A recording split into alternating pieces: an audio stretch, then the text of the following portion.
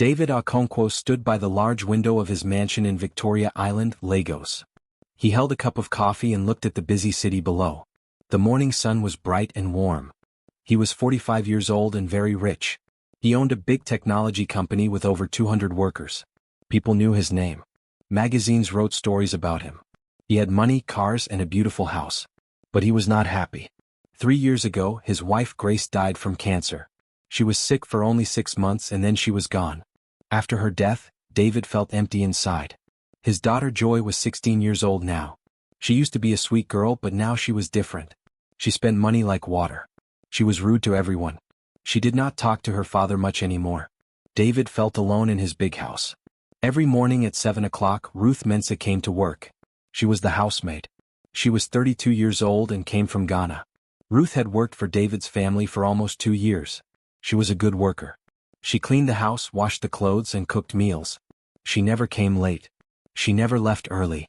She always finished her work properly. But David knew almost nothing about Ruth as a person. She was very quiet. She did not talk much unless someone asked her a question. When she answered, she spoke in a soft voice. She never looked directly into his eyes. She always looked down at the floor or to the side. David thought maybe she was shy or maybe she was afraid of rich people. Ruth wore simple clothes. Her dresses were old but very clean. She washed them every day.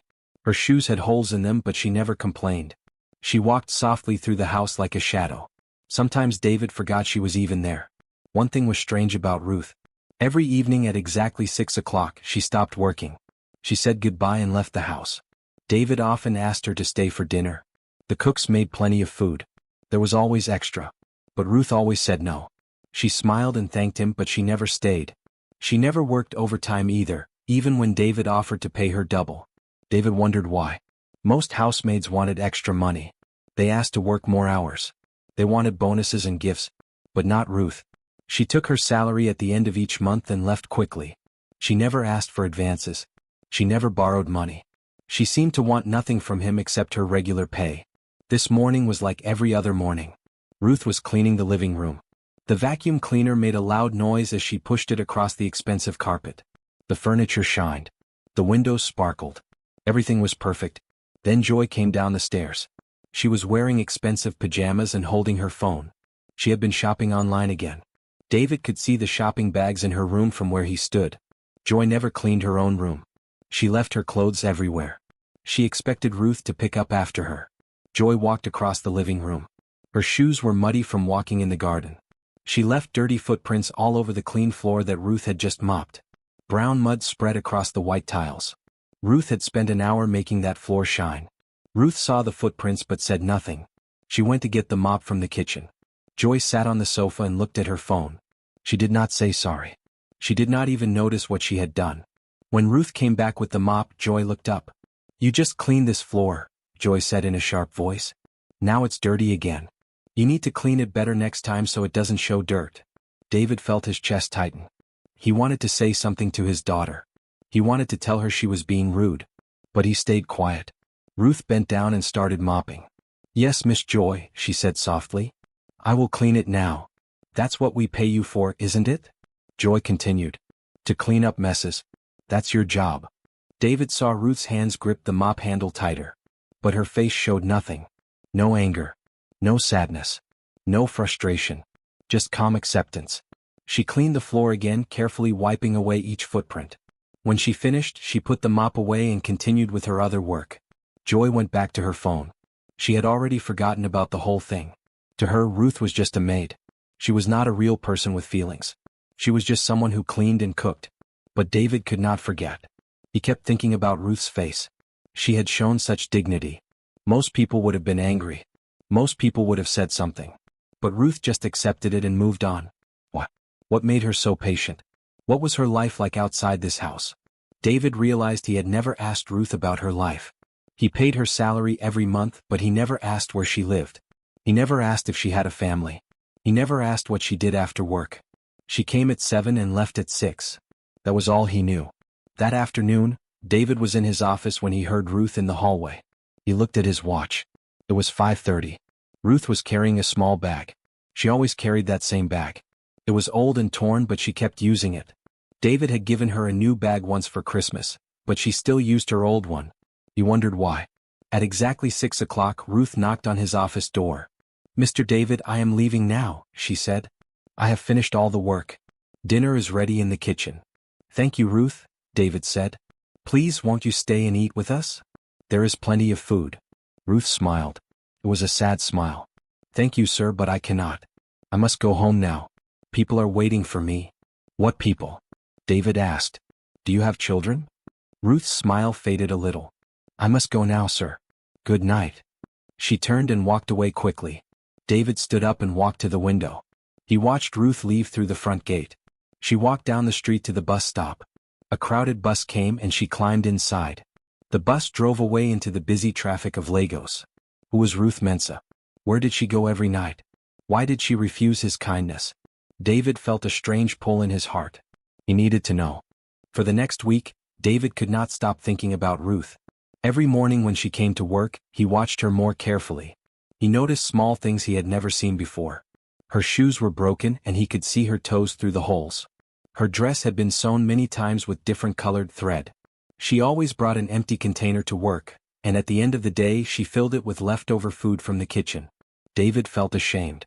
He threw away more food in one day than Ruth probably ate in a week. His daughter Joy wasted food all the time. She would take one bite of something and throw the rest away. But Ruth carefully saved every scrap. On Wednesday, David tried to give Ruth some money. "Please take this," he said, holding out some bills. "Buy yourself new shoes. Those ones are broken." Ruth looked at the money but did not take it. "Thank you, sir, but I cannot accept this. You already pay me my salary. That is enough." "But your shoes," David said. "My shoes still work," Ruth replied quietly. "There are people who have no shoes at all. They need help more than me." Then she went back to her work. David was confused. Who was this woman? She had almost nothing, but she refused help. She said other people needed it more. What other people? Where did she go every evening? By Friday, David had made a decision. He needed to know the truth about Ruth. He needed to see where she went. It was not right to follow someone without them knowing, but his curiosity was too strong. He told himself he just wanted to make sure she was safe. That evening, David left his office early. He told his driver to go home. He would drive himself today. He parked his black Mercedes on the street near his house and waited.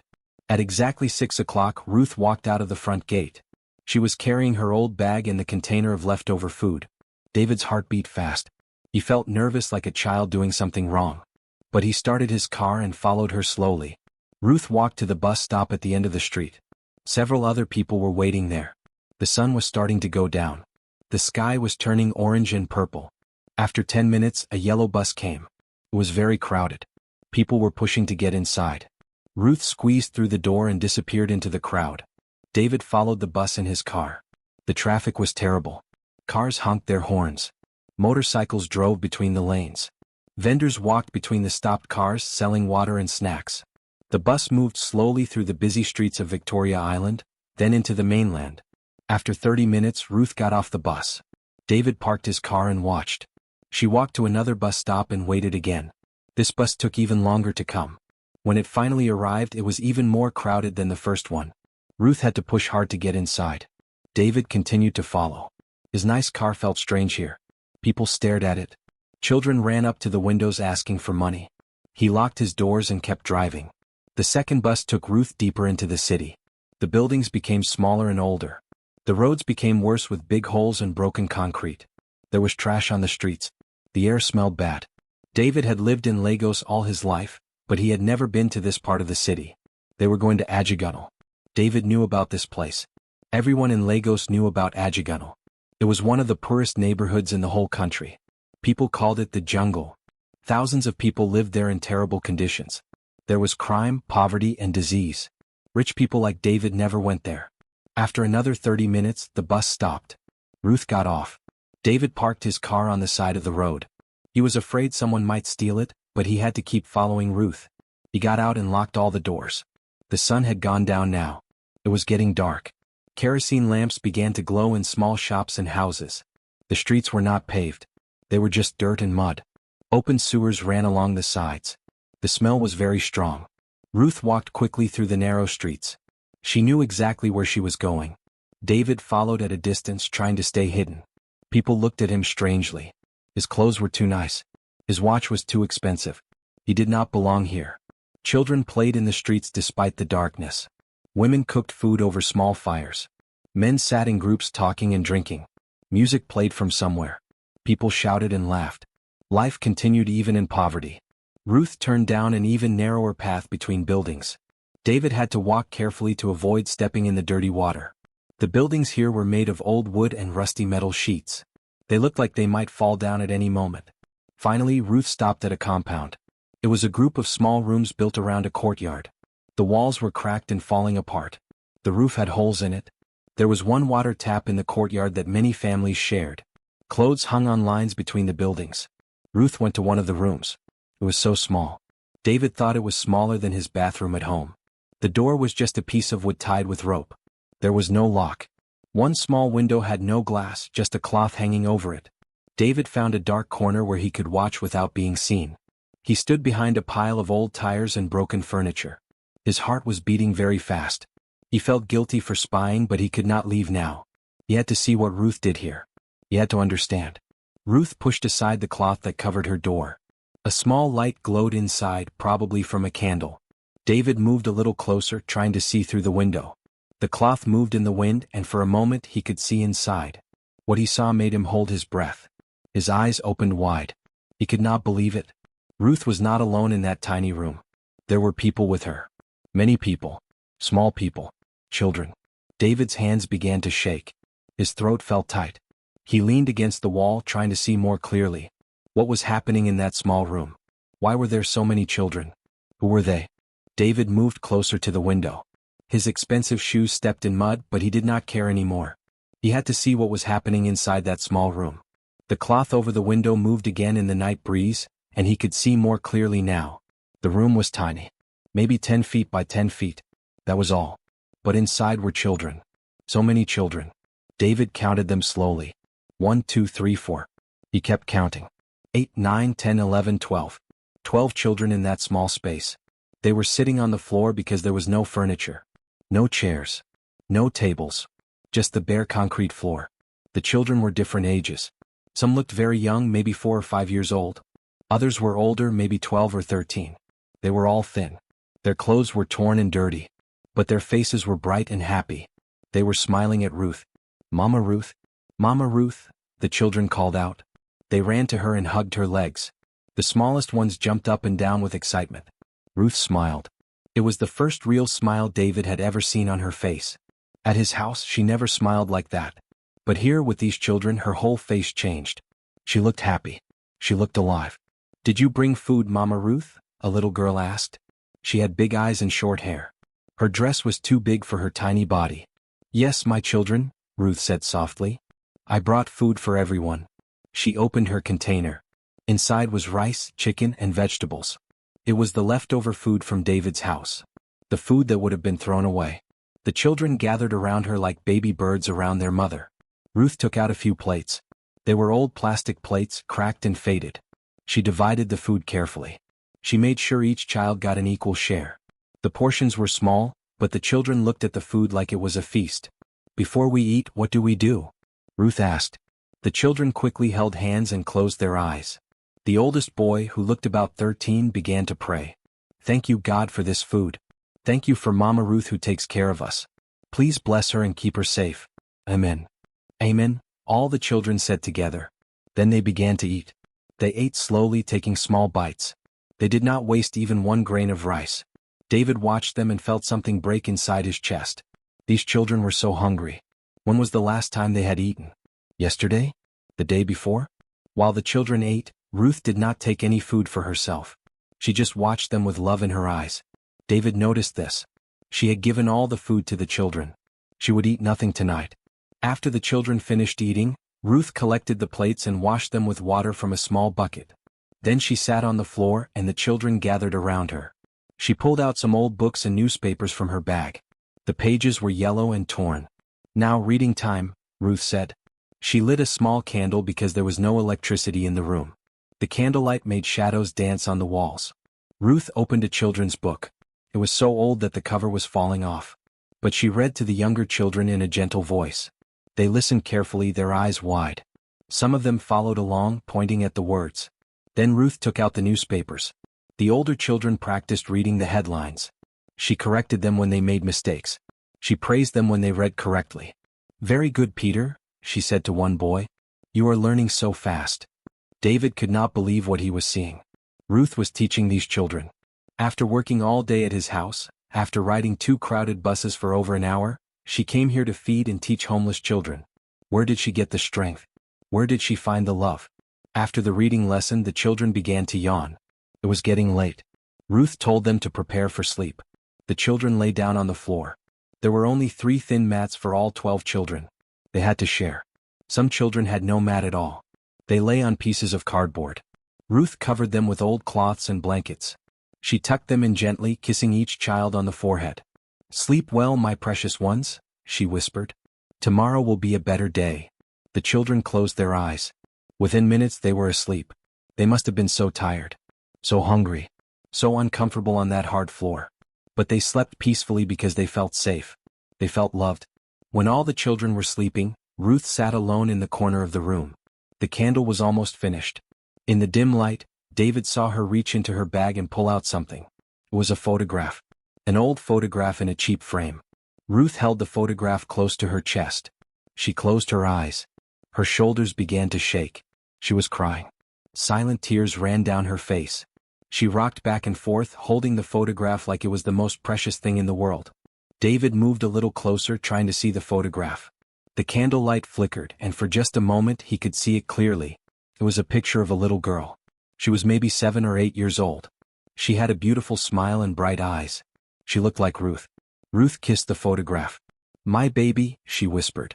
"My sweet baby. Mama is trying. Mama is trying to help others because I could not help you.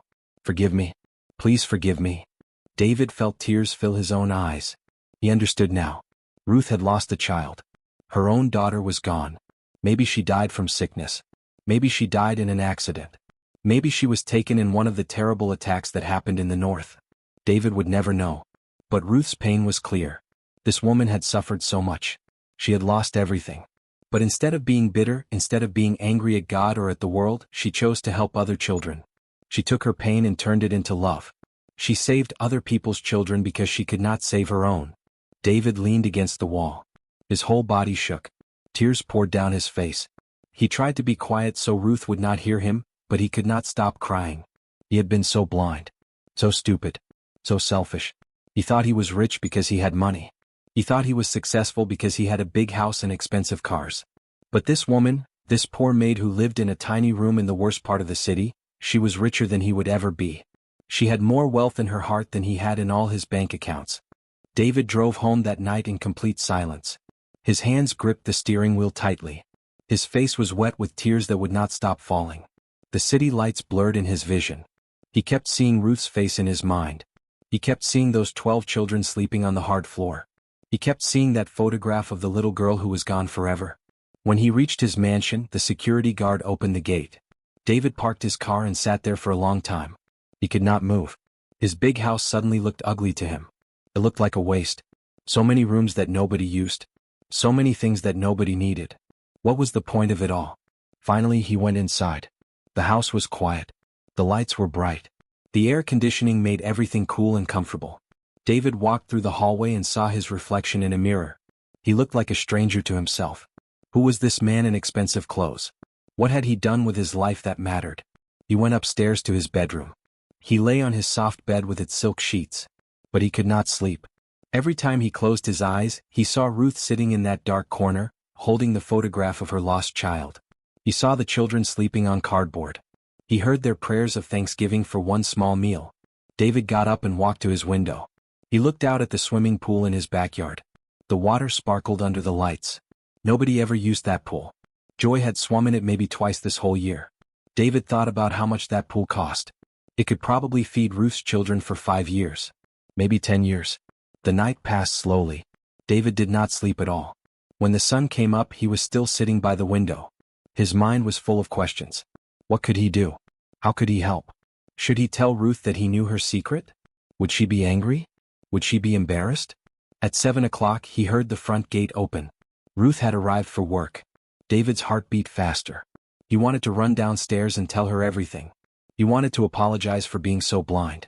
But he stayed in his room. He needed to think carefully about what to do. Around 9 o'clock, Joy finally woke up. She came downstairs in her expensive pajamas, yawning and looking at her phone. David was sitting in the living room drinking coffee. He had not touched his breakfast. "Good morning, Dad," Joy said without looking up from her phone. She walked toward the kitchen. "Joy, sit down," David said. His voice was serious. "I need to talk to you." Joy looked surprised. Her father rarely spoke to her in that tone.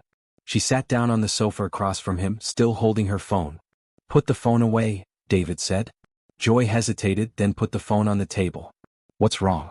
Did I do something?" David looked at his daughter. She had her mother's eyes. Grace would have been so disappointed to see what Joy had become. A spoiled girl who cared only about shopping and phones and parties. When had this happened? When had he let his daughter turn into this person? "Last night I followed Ruth," David began. "You followed our maid?" Joy asked. "Why?" "Because I wanted to know where she goes every evening. I wanted to know why she always refuses to stay for dinner. I wanted to know who she really is." Joy looked confused. "Okay. So where does she go?" David told her everything. He described the 2 long bus rides. He described the terrible neighborhood with its dirt roads and broken buildings. He described the tiny room with 12 homeless children. He described how Ruth fed them the leftovers from their house. He described how she taught them to read by candlelight. He described the photograph of her lost daughter. As David spoke, Joy's face changed. First she looked shocked. Then she looked sad. Then tears started to fall from her eyes. "Oh my God," Joy whispered. "And yesterday I was so rude to her. I made her clean up my mess. I told her that's what we pay her for." Joy covered her face with her hands. "I'm a terrible person." "We both are," David said quietly. "I have been so blind. So selfish. I thought I was successful because I have money. But Ruth, who has almost nothing, is doing more good in this world than I ever have." Father and daughter sat together in silence. The big house felt empty and cold around them. All their expensive things meant nothing now. "What are we going to do?" Joy asked. "I don't know yet," David said. "But we have to do something. We have to help her. We have to help those children." That afternoon, after Ruth left for the day, David went back to Ajigunle. This time he did not follow Ruth. He went to talk to the people who lived there. He wanted to learn more about Ruth's work. He wanted to understand what she had been doing. David parked his car and walked through the neighborhood.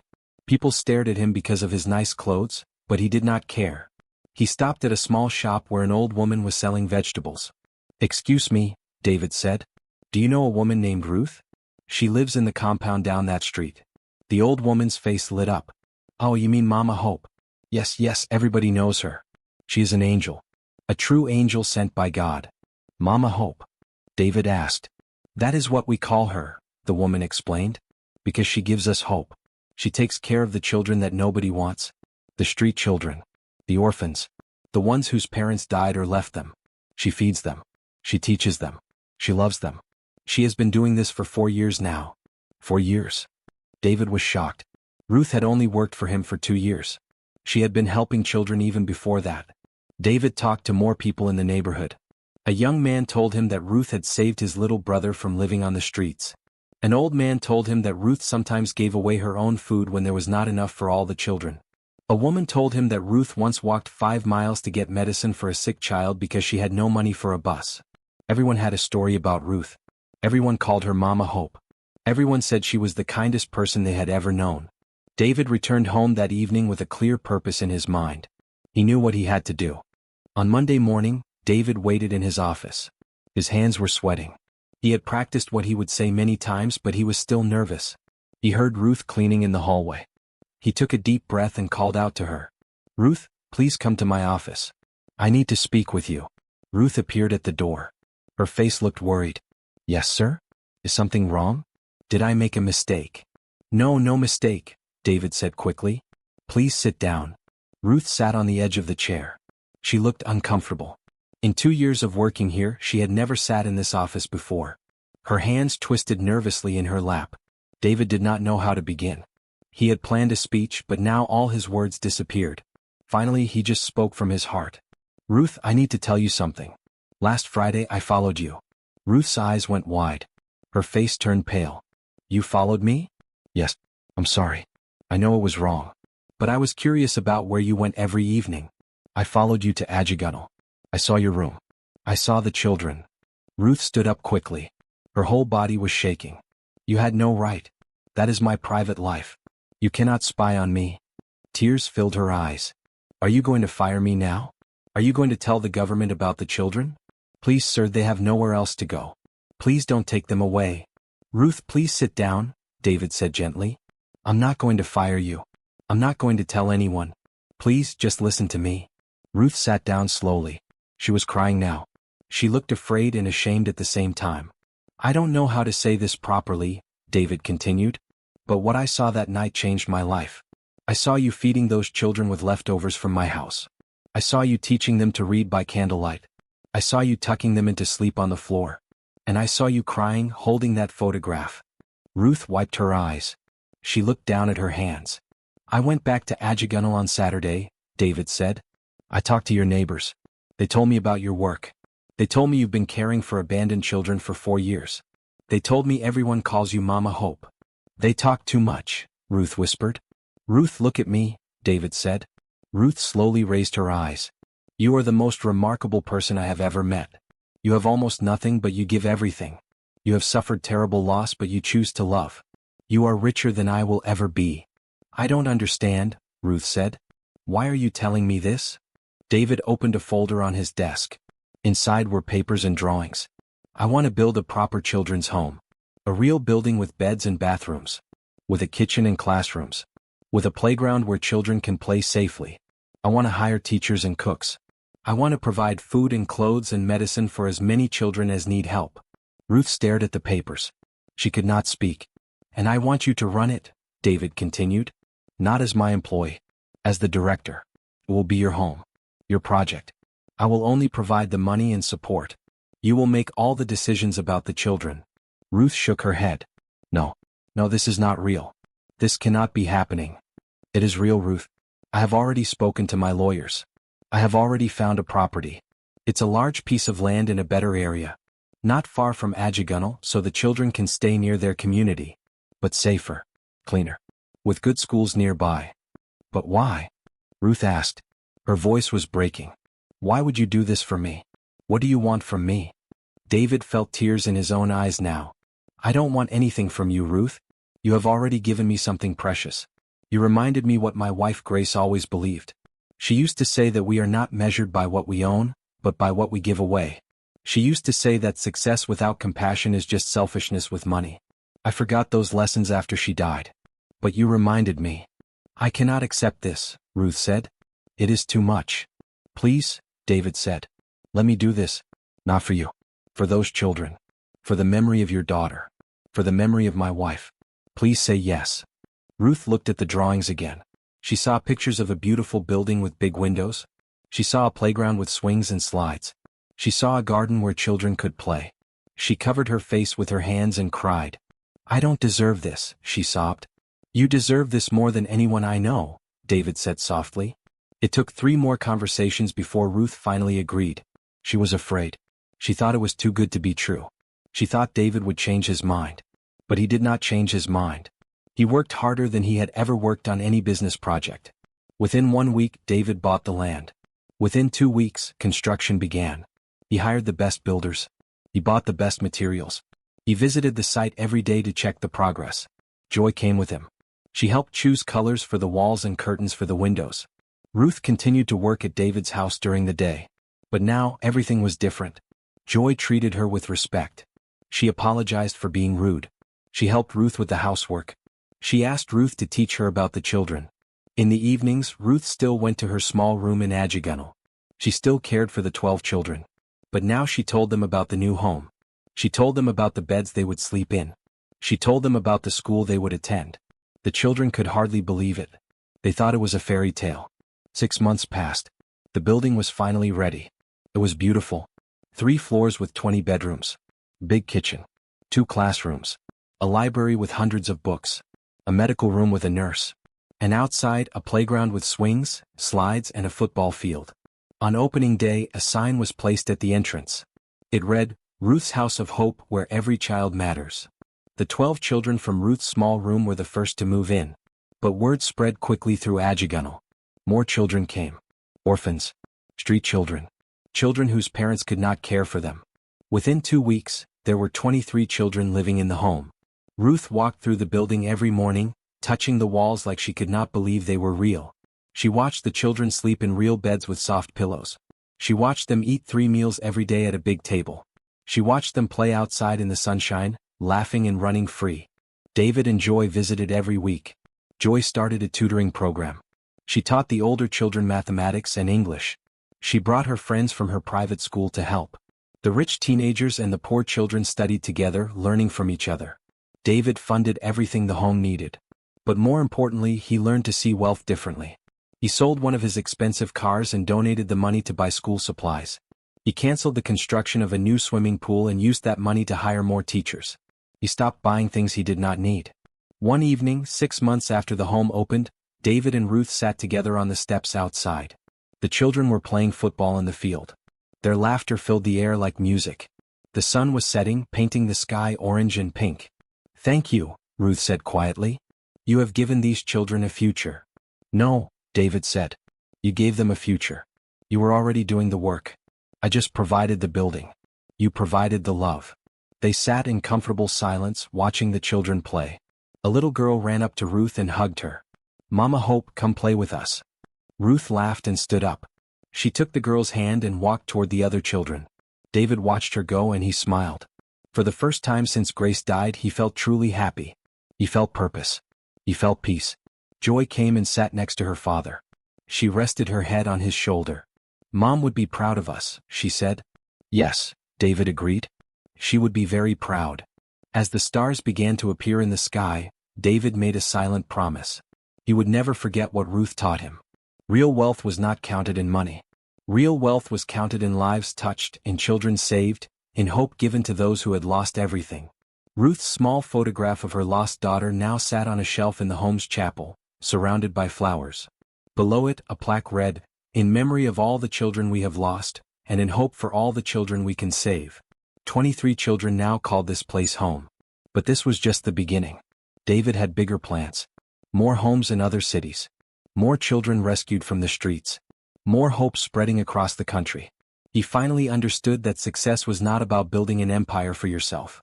It was about building a future for others.